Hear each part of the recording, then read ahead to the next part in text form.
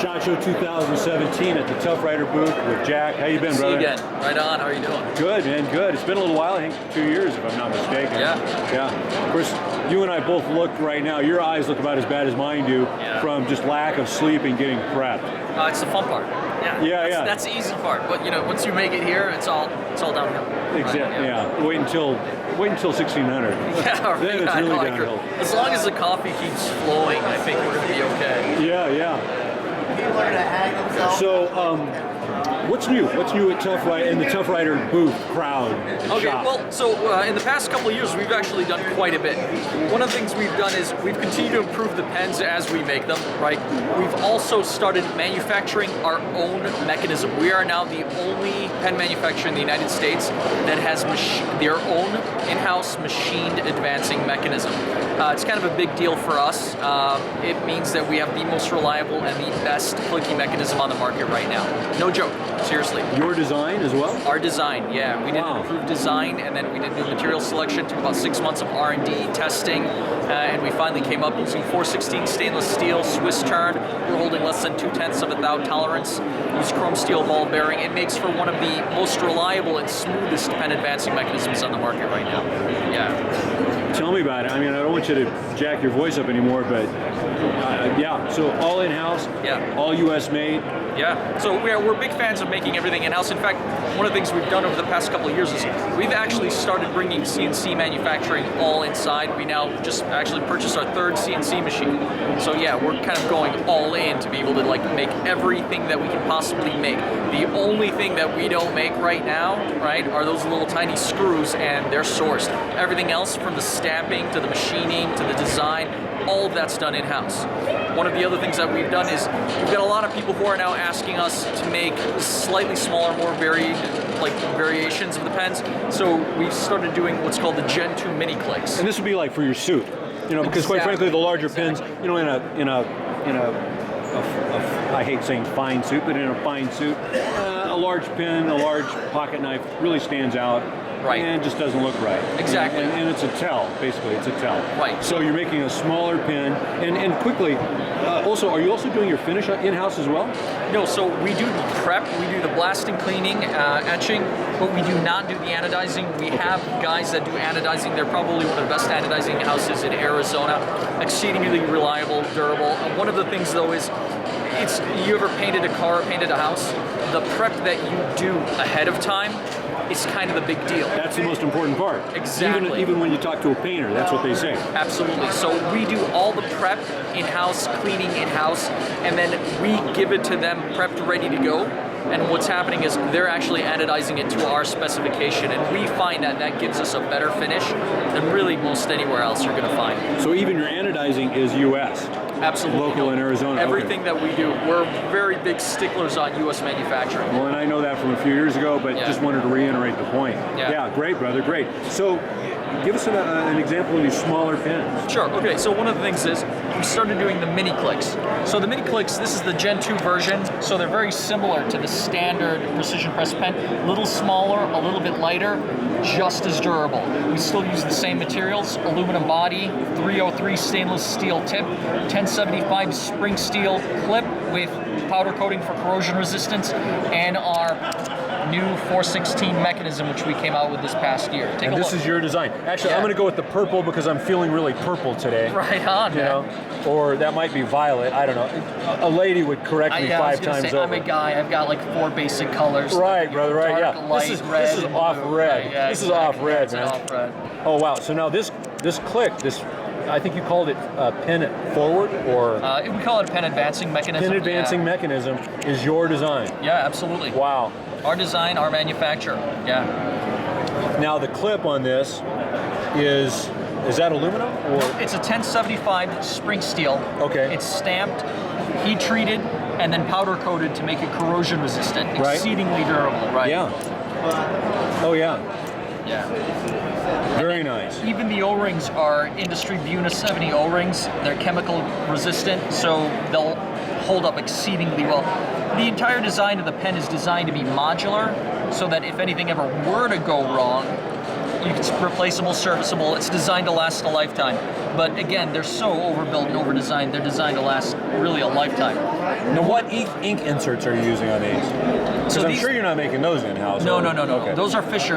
I can't find anybody that makes anything better than a Fisher Space Pen refill. Yeah. Again, American company, we went to them, so they provide us with the inserts. That said, the pen is designed to fit any Parker-style refill. So there's 15 or 16 different refills that will fit in there. Okay. Everything from Faber-Castell, Visconti, Monteverde, Parker Gels, Schmidt, Easy Flows. There's a whole bunch of different stuff. Yeah, we have a whole list. So with this pen, you're not dedicated to one refill. No, absolutely not. But a lot of the guys we make stuff for, they want stuff that works all the time, hot, cold, wet, dry. Yeah. And we found that the Fisher's the best way to go.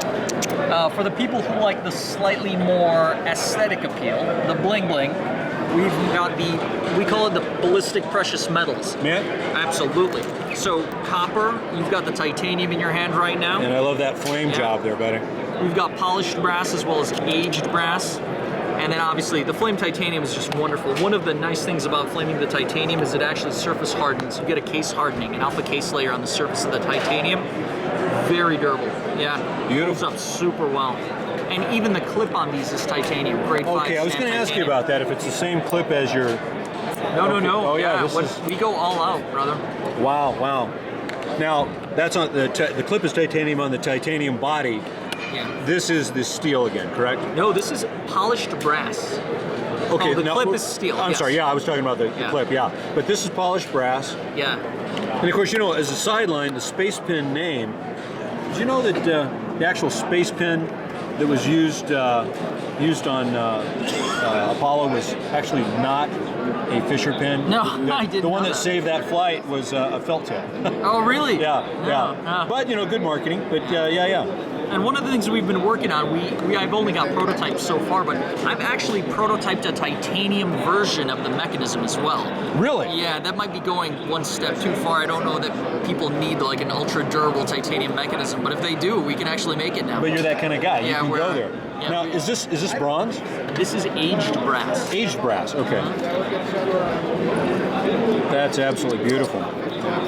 Now, may I disassemble this? Yeah, please go right ahead. I'm assuming I got to say your machining. You're not going to break it. But your machining is so fine, your tolerances are so tight that it was hard for me to see the seam there. Of course, you can see I've been dinged up here the last couple of days.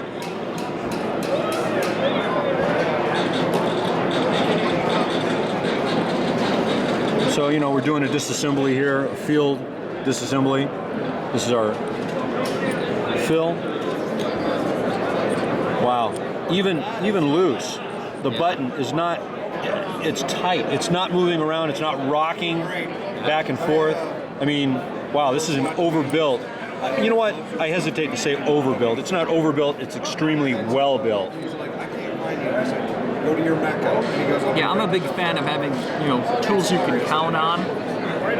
So if you need to do approximations, that's fine, or if you're not comfortable right now. But as an example, what would be your retail price for this pen?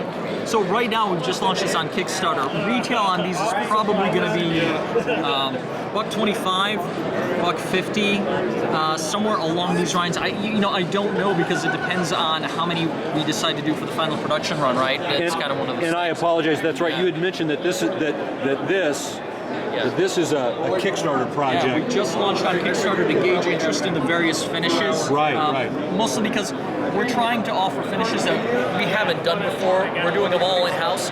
So we're kind of throwing them up there and seeing which ones people like. And like, for example, the titanium, overwhelmingly people love the titanium. Yeah. And in fact, I had to add the additional flame finish because for the first couple days on Kickstarter, people were like, oh, wait, you guys do this awesome flame finish. Are you going to do it? Are you going to do it? Yeah. Like 5 or 6 people start throwing that up and you're like, let me see what I can do. So that's a go-to thing. So now, on the regular pen, what is your retail price on that? So the mini clicks are $85 retail. Okay. And are the mini clicks available now, or is that still in The aluminum mini clicks are actually available. The Gen 2 just got released about a month and a half ago, so we now have them. Okay. This is the second run that we've done, and we're pretty dialed in. They're solid right now. Okay. Yeah. And then on your large, these are the pins that you introduced a while back, Correct. Yeah, we actually wait. In fact, when we first met, this was the first year we had those. Right. Yeah. Okay.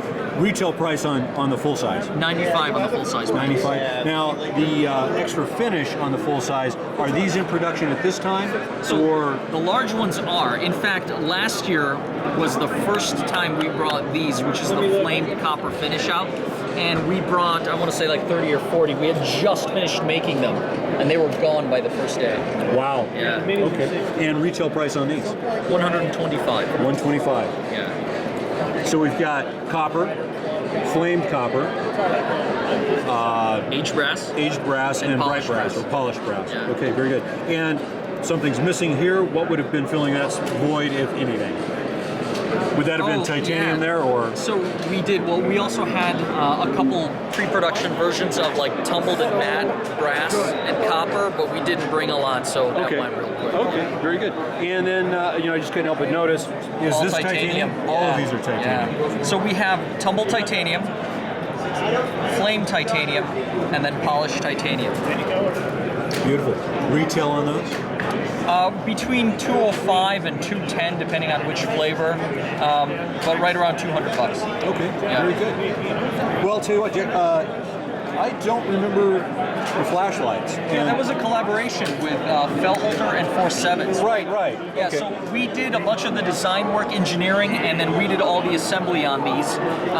And these are the copper and the titanium, and then finally 47s did the production miniature version. Okay. And yeah, these were just actually released at SHOT Show last year, and we just caught up on manufacturing of the limited edition copper and the titaniums. Beautiful. Yeah. Beautiful. As you can tell, I really like the exotic metals. Yeah. You know, a lot of us do, and either you understand it and you appreciate it, or you don't, and you think that we have problems. Yeah, right, exactly. And I'm sure that you hear it all the time too. We got problems, right? Hey, it's a good problem to have. Yeah. Well, Jack, it was an absolute pleasure. Thank you. The pleasure is mine. Take good care, brother. Right on. Okay.